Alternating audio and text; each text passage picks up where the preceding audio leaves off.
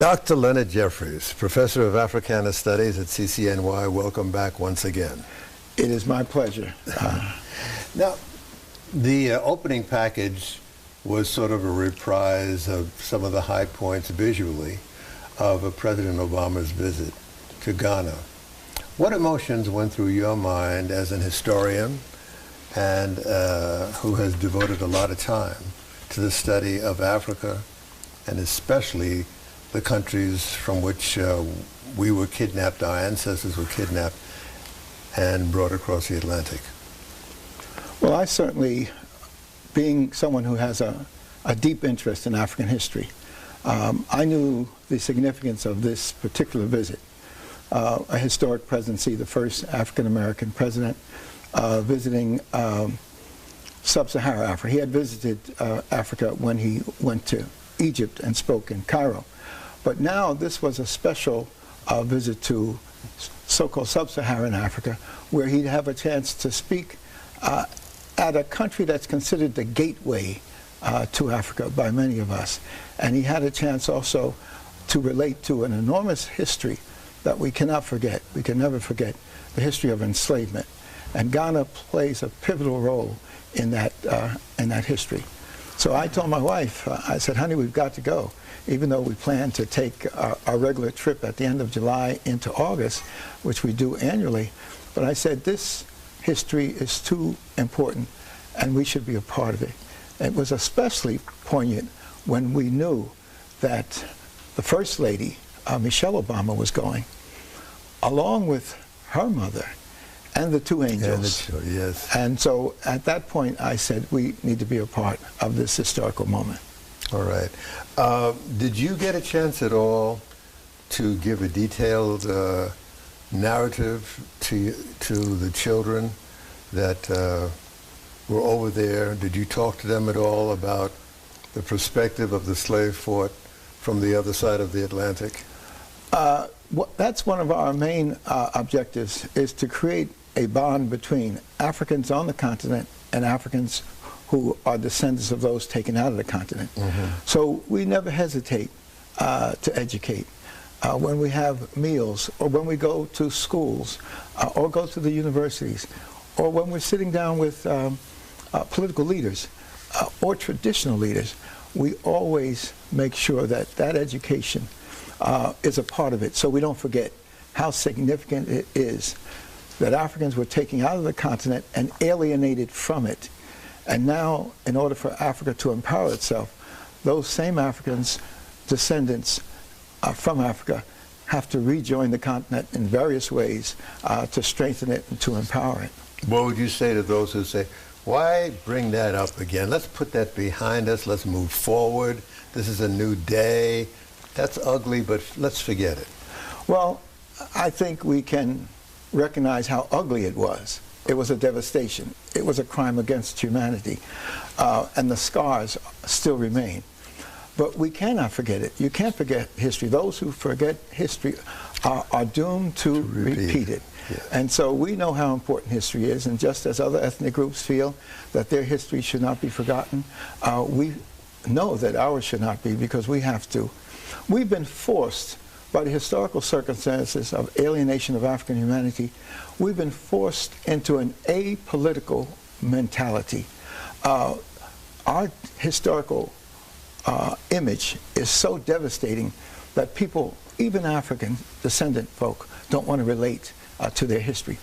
But if they know the truth, then they'll know how marvelous and how empowering that history is, that it goes back to the beginning of time.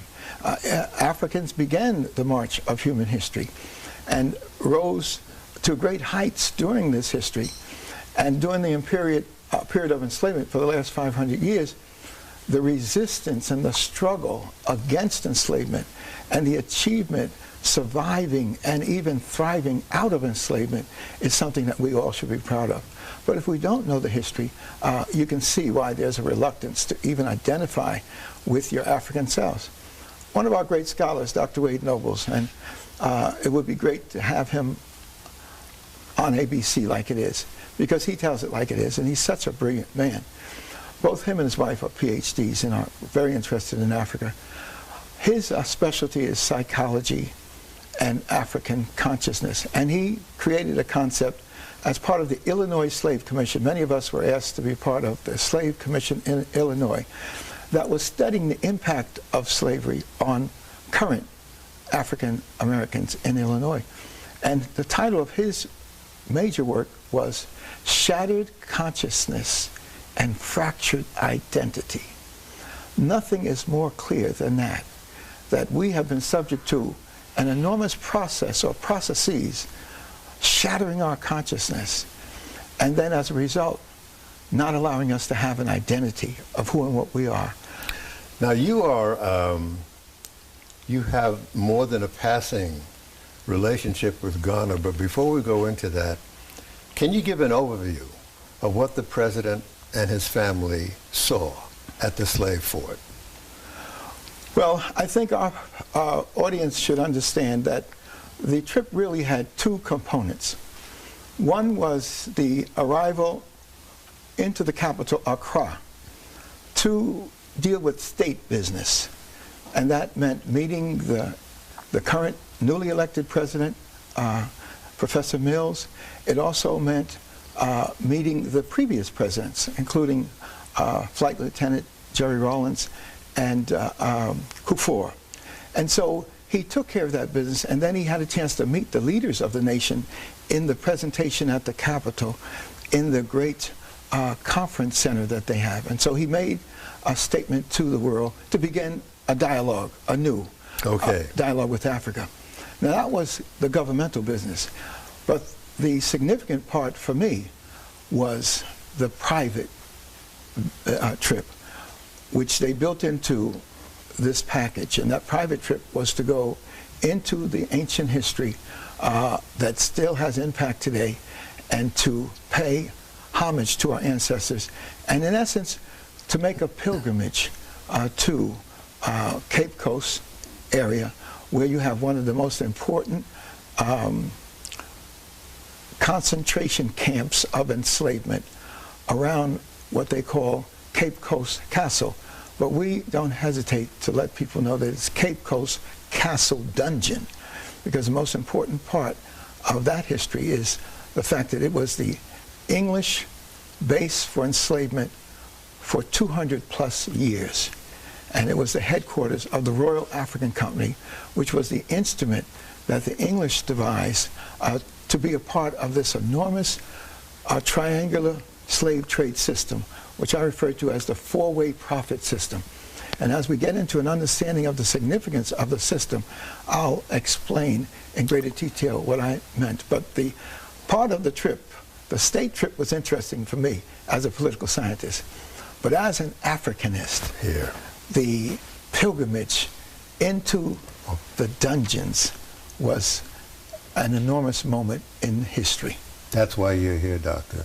Let's take a break and let's get into the specifics. Certainly. Right after this.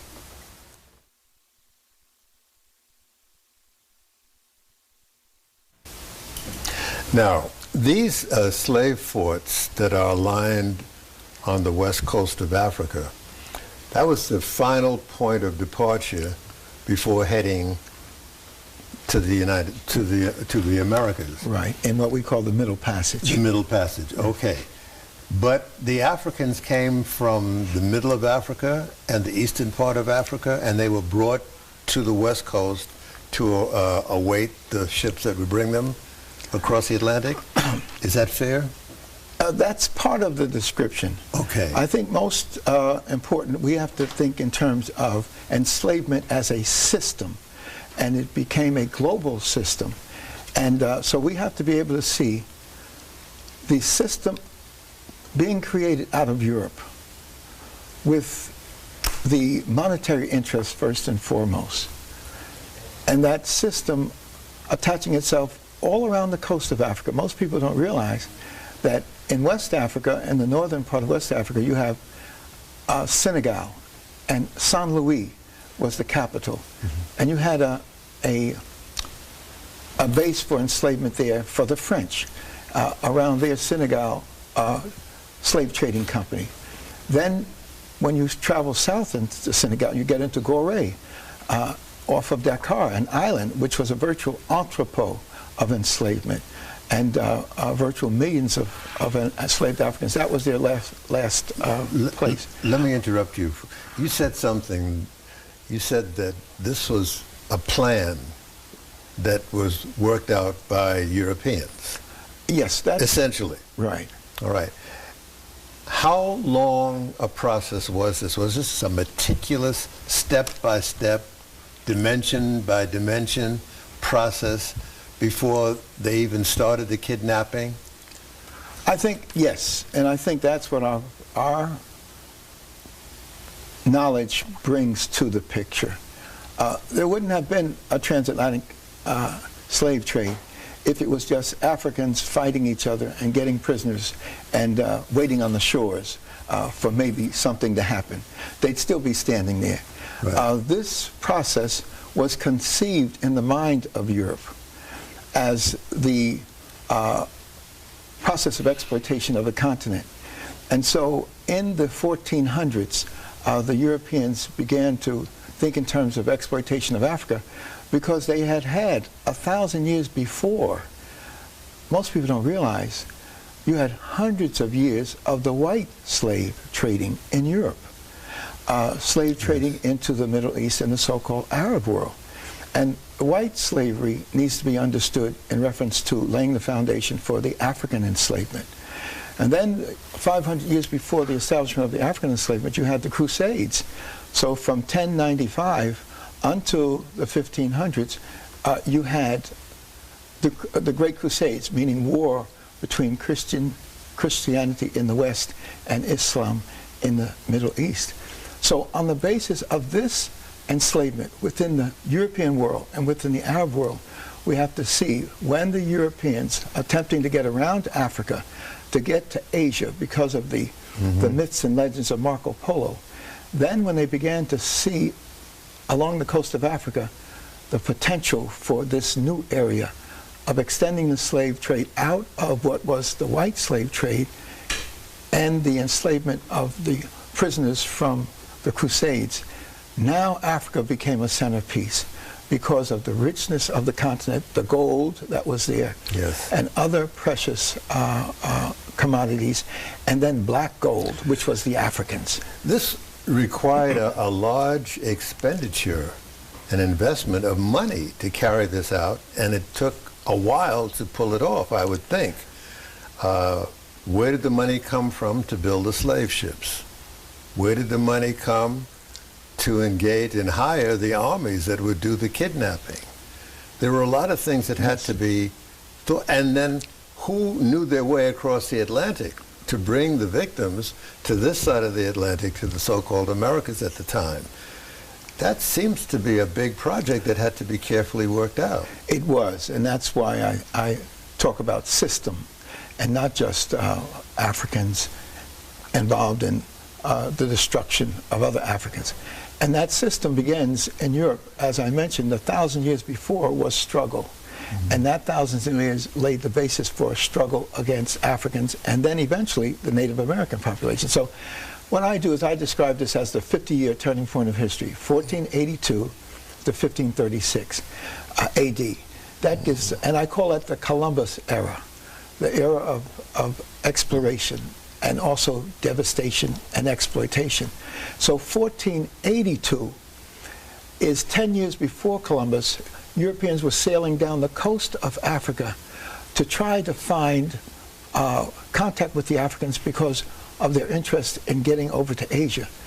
But when they saw how rich Africa was, the Portuguese, sailing down the coast in the 1440s and 1460s, 1470s, finally in the 1480s, 1482 to be specific, they established a base in a place called Elmina. And Elmina is referencing the mind because it was rich, that area was rich in gold. So that became the first of the European trading outposts, and it became significant because the largest slave fort, dungeon, castle was built at Elmina, and it was the base for the Portuguese for 160-something years, and eventually the Dutch took it over, and they controlled it for more than 250 years. So Elmina and Cape Coast are the centerpiece of the enslavement process in Ghana. One is the headquarters of the English, and one became the headquarters of the Dutch. Help me, because I am impoverished Yes. as far as knowledge is concerned in specifics. How was it done? Was it open warfare? Was it a seductive process on the part of the Europeans who wanted to carry this out? Or was it all of the above and more? How did they do it? One of our great symbols of struggle and symbols of change, transformation, and rebirth is a historical figure called El Hajj Malik El Shabazz, Malcolm X. And a saying that he left us rings clear now. By any means necessary, the European was bent upon establishing a relationship with Africa. And once in 1492, you have 1482 as their first base in Africa.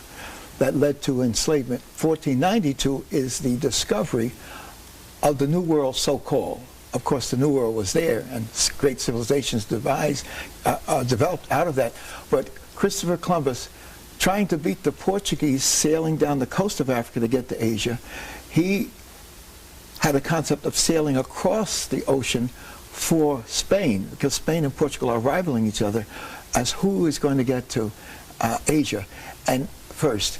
And as a result, they discover, first, the Portuguese discover Africa in its fullness, and the Spanish discover the New World through Columbus. And then the process of putting in place this system takes place. Planned. Contracts had to be established. Charters had to be established. They had to have militaries to protect the establishment. They had to finance it. So the first profit is made fitting out the ships in the European great ports. You know what this means. Yes. We've got to take a break. I hate to break your momentum. No, that's all Stay right. with us. It will continue.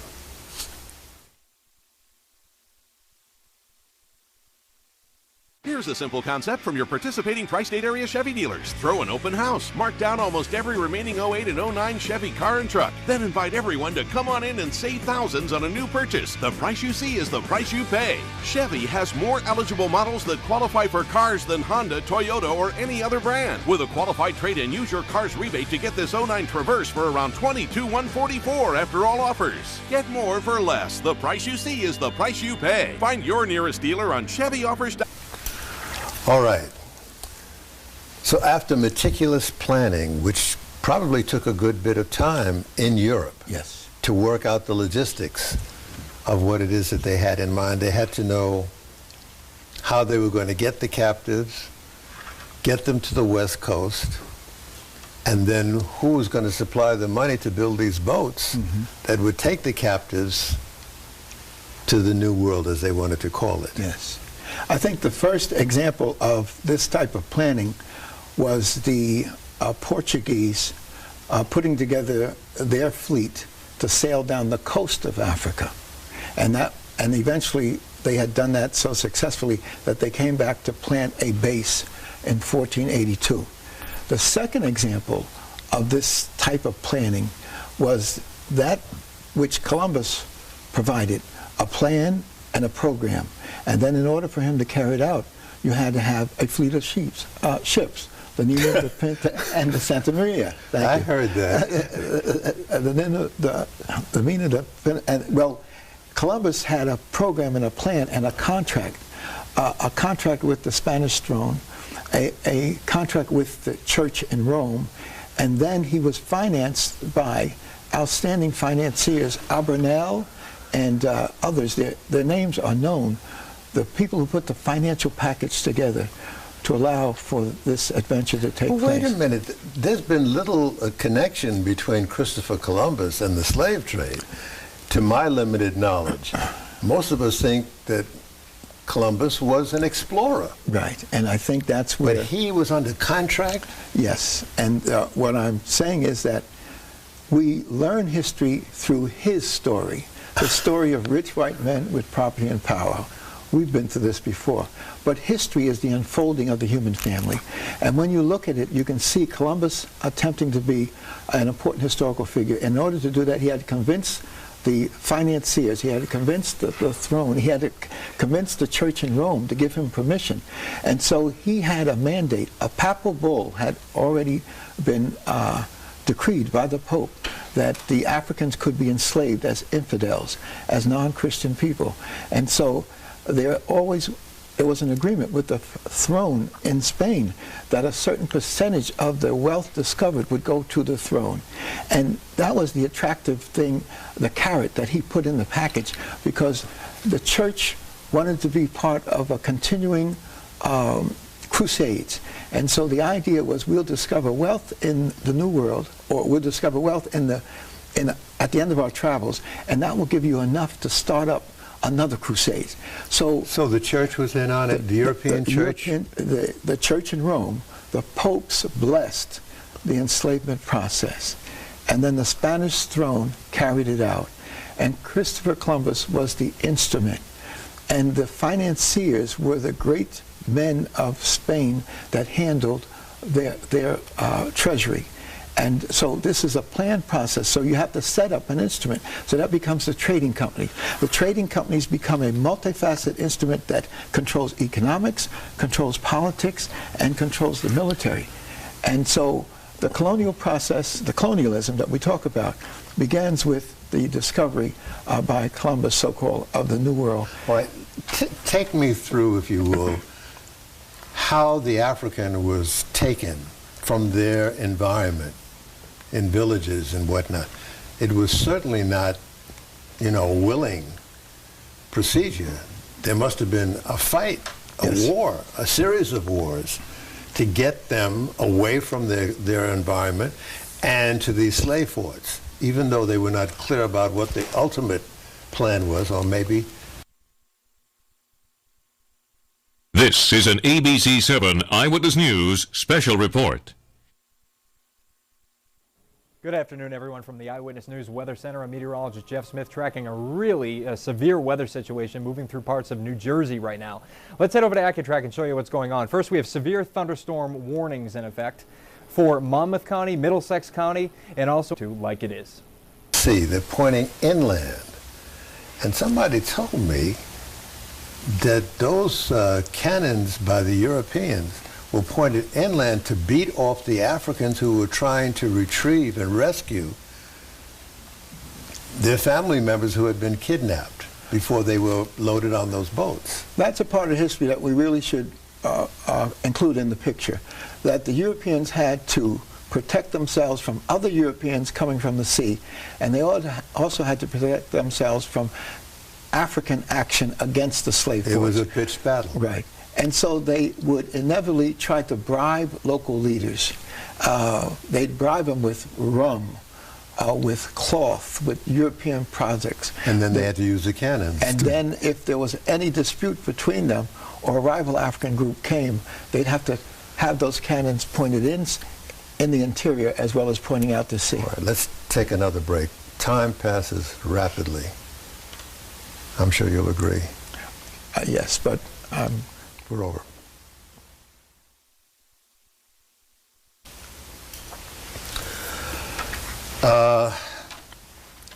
This is very, very disturbing to talk about, but it's necessary.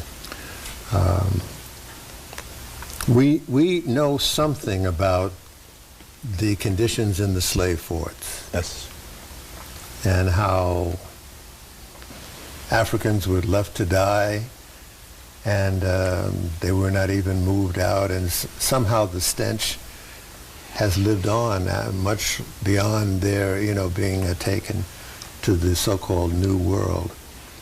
Not a lot of attention is given to these conditions, and I was just wondering if you could give an overview of what those conditions in those dungeons were that had a door facing the water that says the door of no return. There is an enormous history, and it spans 500 years, from 1482 until the 19th century. Brazil was the last country to end enslavement in 1488, in 1888. So you're talking about a 400 to 450 year period of enslavement. And when you realize that some of those slave dungeons, the enormous ones like Cape Coast Castle Dungeon, which was the English headquarters, started by the Swedes, and Elmina, which is 8 to 10 miles away, established by the Portuguese, and it was controlled by them for 160-something years until the Dutch formed an alliance with the Protestant nation England, and they began to vamp on the Catholic nation. So the Dutch got control of Elmina in 1637. So you're talking about a process of hundreds of years where Africans were jammed into these dungeons and were in many instances, they died, and so you can feel the process of devastation. Enough of them, however, had to survive in order to produce a cargo. Yes. But nobody was worried about their conditions. There were no sanitary conditions. The food was dumped in. If someone had disease, then it ran rampant. And so for those Africans who survived and who were taken out of from the deep dungeons through the door of no return into the small ships waiting the large cargo carriers out to sea, those survivors had to be strong. And when they survived the months of travel across the ocean, again a devastation of experience. They were crammed into the ships, the overload, a heavy packing like sardines. And those that were ill or survived, could not survive, they were dumped into the sea. So there's legends of the feeding of the sharks across the Atlantic Ocean. They would follow the slave ships. Changed their feeding habits because so much of African humanity could be eaten by the sharks following the slave ships. And as horrible as this entire thing is that you're talking about, it was just beginning, because when you arrived, then a new dimension of tyranny began here on this side of the Atlantic. And that's the part that we've got to study very carefully. We left Africans as part of the great humanity of the African, who is the mother and father of the human race. And when we arrived on the shores of the so-called New World, we were no longer African in that sense, and we were no longer human. We were property, and anything could be done to us. So those who survived were immediately packaged into lots to be sold on an auction block. And they lost their sense of culture, their sense of a good part of it, their sense of who and what they were. And they were repackaged to be virtually worked to death for hundreds of years. That's the extent of the slave system. Is it possible to fairly conject that the Africans did not know what their loved ones who had been kidnapped were being taken to, or why? Did they know what it was all about? Control of information today is crucial. If you know the information about the stock market, you can prosper. If you know the information about government matters, you can survive. They controlled the information. Africans on the continent didn't have a clue of the devastation and the dehumanization that the enslavement process would involve. They left as prisoners and they left as captives. They arrived in the New World to be branded into being property, just like you brand a horse or other cattle.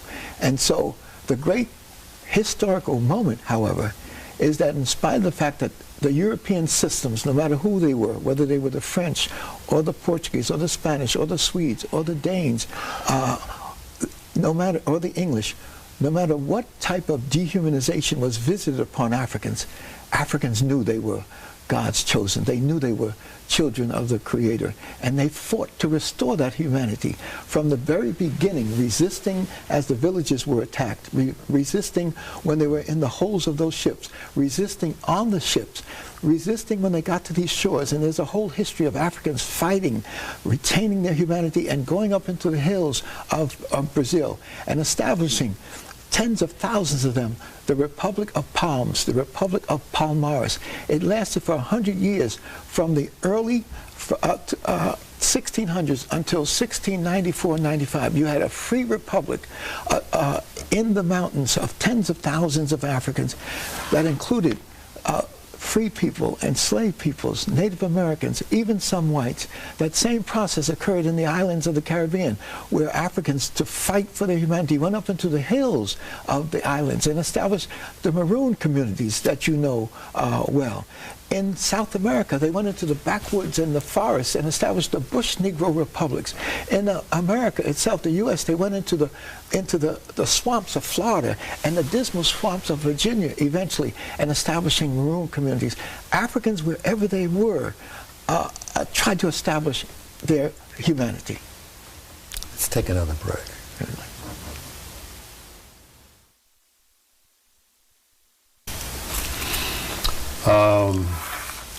Those in the audience may not know that my lineage is in Jamaica, and our father, may he rest in peace, he told me that his ancestors, going back about 3 generations, were what were called the Maroons. Mm-hmm. They were dropped off the slave ships to slave-breaking camps in some of these Caribbean islands, yes, including Jamaica. And the slave breakers couldn't succeed in breaking many of the Africans, who broke away and went up into the hills. And the armed forces of the captors went up after them and were beaten back. And after a while they said, to heck with it, leave them up there in the mountains, let them stay marooned. And not only did they agree to let them stay marooned, they signed treaties with them to allow them to have a measure of independence, but also the devastation is to sign treaties with them that if any other runaway Africans come into your territory, if you bring them back to us, we'll give you a bounty. So again, the European playing the African off against each other. That drama that you mentioned in reference to your family has been well written about by one of our great historians, Eric Williams, whose great book is From Columbus to Castro, A History of the Caribbean. But his even more significant work for me as a scholar of the African world, his PhD out of the university in England, his PhD was Capitalism and Slavery, where he valiantly linked the foundations of this new European monetary system and the new commercialism with the enslavement process. That was a stroke of genius and a very powerful statement, because many people wanted to justify enslavement to say that the Africans were made enslaved persons by God. Eric Williams clarified that and showed that there was a systems analysis that could show that the enslavement process became the foundation for the new commercial adventure that we began to call later capitalism. Is a detail of what you have shared with us available in the curriculums in this country, much less in Africa, much less in Europe, about the chapter and verse of what went down? Unfortunately, not as well as it should be. And let me just quickly say this, that part of the attack against African scholars, African American, African Caribbean scholars, Afro Caribbean scholars, was we began to look at this and we began to see the real systems impact of this process. And so they don't want to tell the story. There's a justification of purifying whiteness to leave out the story. So we learn about Washington, Jefferson, Monroe, and Madison, the first 4 presidents of the United States. But you don't learn that before they established a United States of America, and before they were involved in fighting for their liberty against the British, they were slave owners, slave masters, people who dominated others for life. And so until we see the underside of American history, we can't understand the great traumas in American history, like the Civil War or the slave revolts, or even the struggles for African humanity that have been waged by latter-day Africans, the Frederick Douglasses, Harriet Tubmans, the Marcus Garveys, and up to Fannie Lou Hamer, Martin King, and Malcolm X, and even today. Many of the heroes of the struggle against racism in this country have gone back to Africa to rest in eternity, yes, to be buried. Stokely Carmichael, I understand, yes, made up his mind that he was not going to be buried here in this country. What kind of impact has it had on Leonard Jeffries? Well, not only Leonard Jeffries, but a whole generation. No, Leonard Jeffries. Leonard Jeffries in particular, and so many of the people that I've been working with, and the generations coming up under us, and the generations in front of us. That's why I say Dr. Clark was our mentor and our, yes, teacher. And he let us feel and understand the enslavement process, and also the need to link up with Africa. So Pan-Africanism or perish was his important statement. He also wrote one of his great works that I did an introduction to, which was Christopher Columbus and the African Holocaust. So he began to define what this enslavement was. And then other greats like Dr. Joseph Ben Jochannan gave us the Nile Valley. So you had this twin brotherhood of light, Dr. Ben and Dr. Clark, that gave us this knowledge. Knowledge is power. So when I become a young man and 12 years old. A younger man. A younger man. I joined the NAACP, so I'm involved in struggle. And as I grow older, I'm interested in Africa. My mother was a Garveyite coming up from Virginia, and so she instilled this African understanding in me. And so by the year 1959, 22, I study in Europe and in Switzerland in French, and that's when I meet Africans from French-speaking Africa, from other parts of Africa. And I was shocked because meeting Africans for the first time in large numbers, practically every African I met would say, "Je suis français," I'm French. And it was clear that they were not being educated in their own culture or for their own future. Even those Africans from Guadeloupe and Martinique said the same thing. So this African interest in me in 1959-60 in Europe, I had a chance to actually go to the continent in 1960, 61, and ever since. All right, let's take our last break, and we'll be back right after this.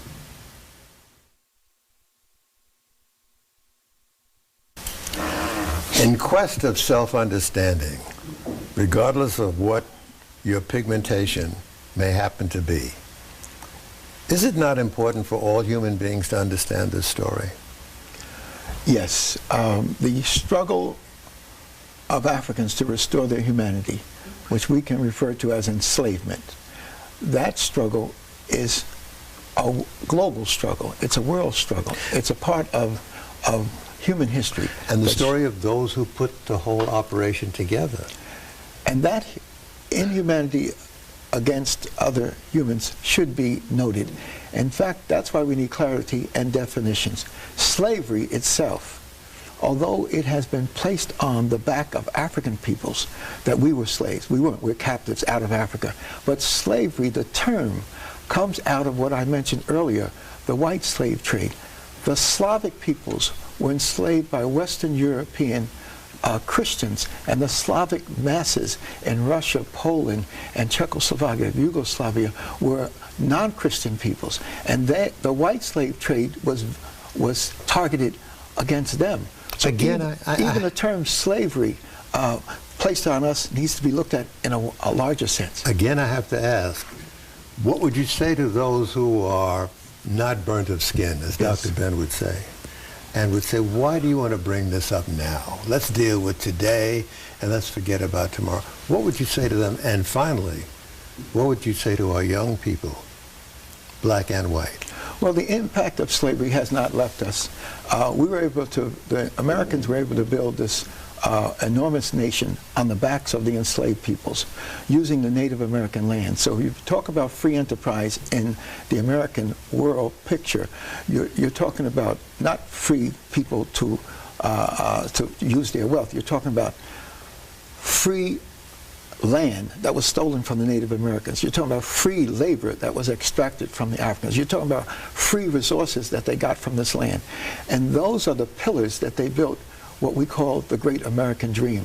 So we've got to look at the underside of history as well as looking at what we call the glorious image of American greatness. Everybody should appreciate this history and the struggle out of it. And that's why we go back every year for a pilgrimage. And to go into the dungeons and then to feel the ancestors and get reinforced to come out to continue the struggle. And that was the great benefit of the trip that the president and the first family made, that his wife has deep roots in the southern part of the United States, her family, and she, like many, wanted to be able to go and feel those roots and understand them. So going into the slave dungeons, we have said it's not tourism for us, it's a pilgrimage. Yes. And so we have established a process of bringing back the remains of an enslaved woman, Crystal, from Jamaica, and an enslaved African who became free who was related to Sonny Carson, Samuel Yes. Carson from the United States. And 10 years or so ago, we took them back jointly to Africa and had the ceremony of the return. And so now the door of no return is the door of return. So the first family had a chance to go through the door of return. And the consciousness that Michelle would have as a teaching moment for her children to explain why the feelings were so strong, and to have the mother explain the Gullah people of South Carolina. And so my partner, Professor James Smalls, has deep roots in South Carolina. My wife's family also is from South Carolina, Dr. Rosalind Jeffries. And so we have to understand that when we're attaching ourselves to this history, it is to come out of it with the strength of the people who survived, the strength of the people who had a vision to build a new world for themselves. So the new African nations have emerged out of the enslavement process. And now, to her credit, Dr. Joy DeGruy is now raising the whole issue of the trauma that sprang out of this horrible experience, so that we can understand some of the impediments that we have within us today coming out of that. Yes, Dr. Joy DeGruy has done monumental work, and following on the work done by others like Dr. Naim Akbar and Dr. Wade Nobles. And so a team of people, research teams and think tanks have been formed. And so this knowledge that we're bringing out is not something that's new. It's something that we've been working on. And Joy is making an enormous contribution. I say that out of affection. She can call me Len, too, or Lenny. In the last few seconds, what would you say to the young people in the hood? The struggle continues. About this story, and knowing this story. We have to know the struggles that our people have gone through. It strengthens you. Knowledge is power, and the history of African people's struggle is African empowerment. Okay. On that note, I must thank you for being with us and sort of giving us a good head start in self-awareness. Thank you, Mandasi. Let's hope it's contagious. Good afternoon.